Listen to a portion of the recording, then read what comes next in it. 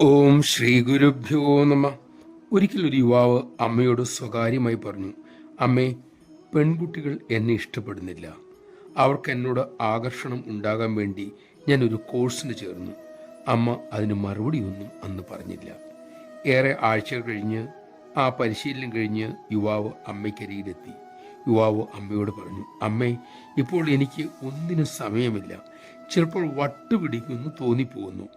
പരിശീലകർ പറഞ്ഞ വിധം ഞാൻ എൻ്റെ ലൈഫ് സ്റ്റൈൽ മാറ്റി, വസ്ത്രധാരണം മാറ്റി, സംസാര രീതിയും മാറ്റി. പെൺകുട്ടിക്ക് എന്നിൽ ആകർഷണം ഉണ്ടാകാൻ വേണ്ടിയാണ് ഇതൊക്കെ ഞാൻ ചെയ്തത്. ഇപ്പോൾ പെണ്ണുങ്ങളെക്കുറിച്ച് ചിന്തിച്ച് എനിക്കിപ്പോൾ ജപിക്കാനും പ്രാർത്ഥിക്കാനും പറ്റുന്നില്ല അമ്മേ. സ്ത്രീകളെ കണ്ടാൽ ഇപ്പോൾ അവരെക്കുറിച്ച് അങ്ങനെ ചിന്തിച്ചിരിക്കലാണ് പ്രധാന ശീലം. എനിക്ക് വട്ടാകുമോ എന്ന ഭയം. ഈ സംഭവം പറഞ്ഞിട്ട് അമ്മ പറഞ്ഞു, പണ്ട് ആ മോനെ സ്ത്രീകൾ ഇഷ്ടപ്പെടുന്നില്ല എന്നതായിരുന്നു വിഷയവും വിഷമവും. ഇപ്പോഴതല്ല. ആ ആസക്തി മൂലം മറ്റൊന്നിലും ശ്രദ്ധിക്കാൻ പറ്റാത്ത അവസ്ഥയായി. അതായത് വെളുക്കാൻ തേച്ചത് പാണ്ടായി. അങ്ങനെയല്ലേ മക്കളെ?